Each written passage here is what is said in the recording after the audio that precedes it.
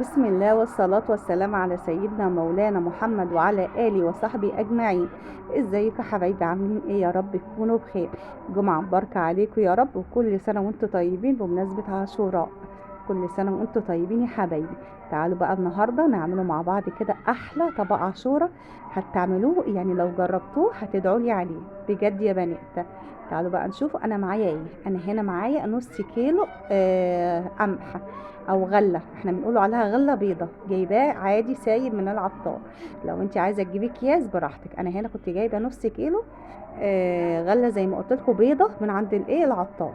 هتجيبيها يعني طالما جايباها سايبه كده، نقيها كويس جدا جدا جدا. ممكن تلاقي فيها زلطه، فيها طوبايه، فيها اي حاجه مش مستحبيه تشيليها. انا هنا لقيت ايه؟ حبه رز، حبه مكرونه، لقيت حبه حاجات كده ايه. فبعد ما نقيتها كده ايه لميتهم ايه، مسكت بقى الغله بتاعتي دي، مسكتها تحت الحنفيه، غسلتها لغايه لما خليت ميتها نضيفه فله كده. الميه بتاعتها تبقى نضيفه جدا، تغسلي فيها لغايه ميه الغله بتاعتك ما تبقى قشطه. بصوا بقى انا بقول لكم هو ده اللي طالع من الايه، من الغله بعد ما نقيتها. بس حبايبي بعد ما انا غسلت الغله بتاعتي سبتها منقوعه طول الليل، سبتها منقوعه طول الليل. تمام. قمت الصبح زي ما انتم شايفين كده، نقلتها في الحله وغسلتها برضو ايه غسله تانية مره واتنين وتلاته، لغايه لما الميه بتاعتي زي ما انتم شايفينها كده نضيفه وقشطه. تمام. هنا بقى هقيمها على النار.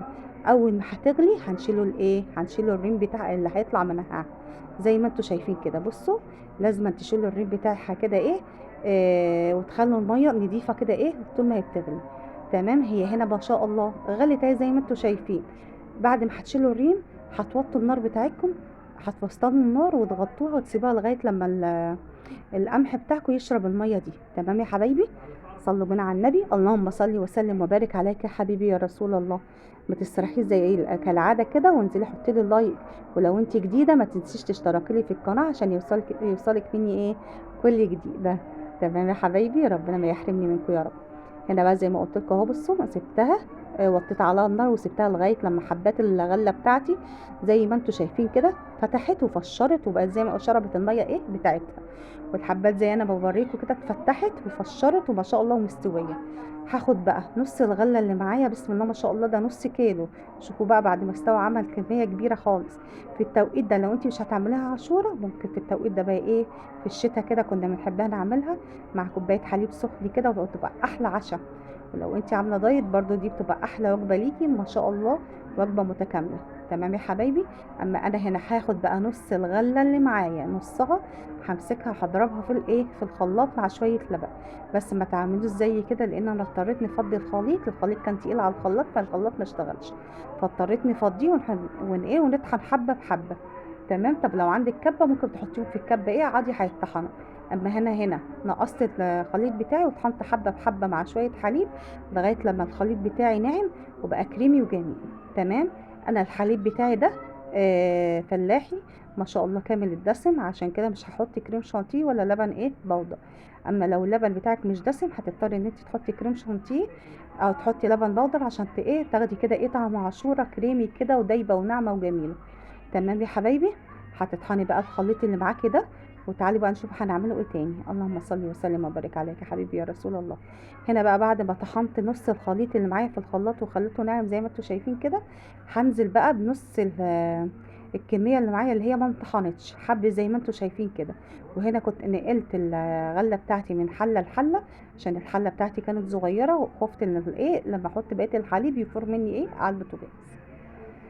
اللهم صل وسلم وبارك عليك يا حبيبي يا رسول الله. هنا بقى هقلب وهنزل ببقيه كميه الحليب اللي معايا. طب انت حطيتي قد ايه؟ نص كيلو الغله خد مني ازازه لبن 2 رتل، خد مني ازازه لبن 2 رتل. ولو إيه وكمان زودت حوالي كوبايه كمان لان انا بحبها دايبه كده في اللبن وجميله. تمام يا حبايبي. هنا بقى هسيب كوبايه هدوب فيها النشا. تمام. هنا بقى هتقلبي وهترجعي تاني تحطيه على النار لغايه ما يكمل سواه. بصوا بقى يا حبايبي، انا هنا ايديكي ما تسيبش القمح لان في ثانيه الغله ممكن منك تتلسع وتلزق في قعر الحله.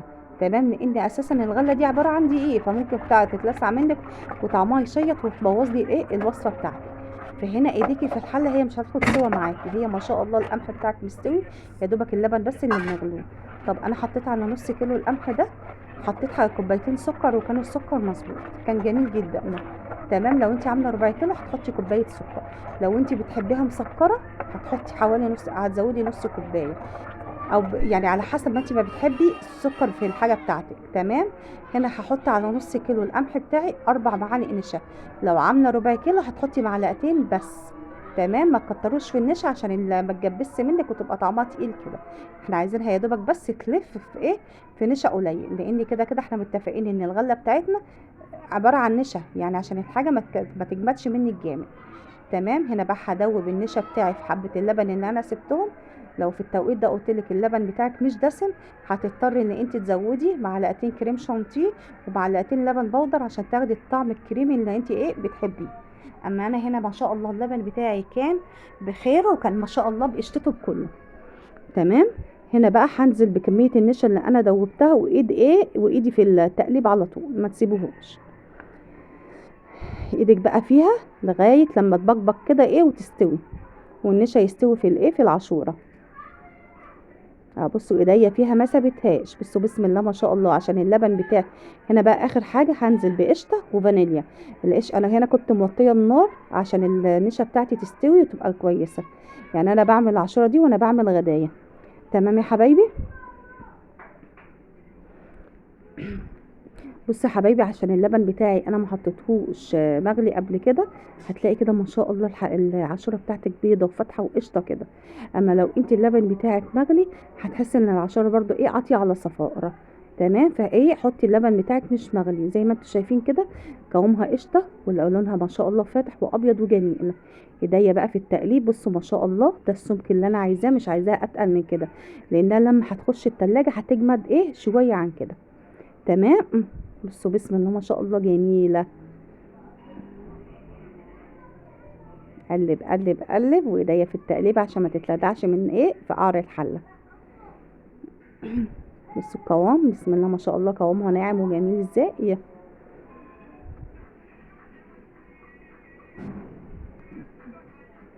اللهم صل وسلم وبارك عليك يا حبيبي يا رسول الله.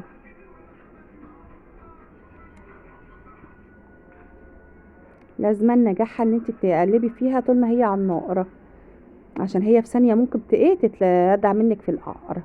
بصوا انا باكد على الحته دي كويس جدا، عشان انت لو سبتيها يبقى انت كده لو اتلسعت منك طعمها هيشيط ومش هتبقى احسن حاجه. وحته اللي انا بناخد نص الخليط ده ونطحنه في الخلاط بتديكي طعم وقوام جميل جدا يا بنات، جربوها. جميله جميله جميله. ممكن تعملي نص الكميه، ما تعمليش زي كده الكميه كبيره. تمام. بس انا عملتها لان انا كنت شايله منها يعني لصاحب نصيبها. تمام. هنا بقى كان عندي حته قشطه كده من وش اللبن اللي انا بحوشه، وطيت بقى النار وحطيت القشطه بتاعتي تسيح على نار هاديه كده زي ما انتم شايفين. بصوا بقى ده القوام اللي انا بقول لكم عليه، ما شاء الله ما شاء الله الله اكبر، كريمي وناعم وجميل، وده السمك اللي انا عايزاه. ما تقلهاش عن كده عشان لسه هتجمد في التلاجة، مش عايزينها تبقى تقيله، احنا عايزينها تبقى واخده الطعم اللي الكريمي اللي انتوا شايفينه ده. ما شاء الله جميله جميله وفاتحه وجميله يا بنات، وطعمها تحفه. جربوها على طريقتي والله ما هتندموا، هتاكلوا احلى طبق عاشوره. هنا بقى بسم الله ما شاء الله كنا صايمين وفطرنا، فحبينا نحلوا بقى، فجبنا طبقين زي ما انتوا شايفين كده مع كوبايه الشاي اللي انتوا شايفينها كده، وقلنا بقى الاول نحلوا وبعد كده نشربوا الشاي. بصوا بقى بسم الله ما شاء الله بعد ما قعدت في التلاجة حبه حلوين، انا كنت عاملاها الصبح، فدي بقى بعد المغرب كده. بصوا بسم الله ما شاء الله تحفه تحفه تحفه، سكرها مظبوط، طعمها حكايه حكايه حكايه زي ما انتوا شايفينها، فظيعه، قشطه وجميله جميله جميله، وبتدوب كده دوب في في البق. فلو عجبكم بقى الفيديو ما تنسونيش في اللايك والشير وتشتركوا لي في القناه، ومع السلامه يا اغلى اخوات.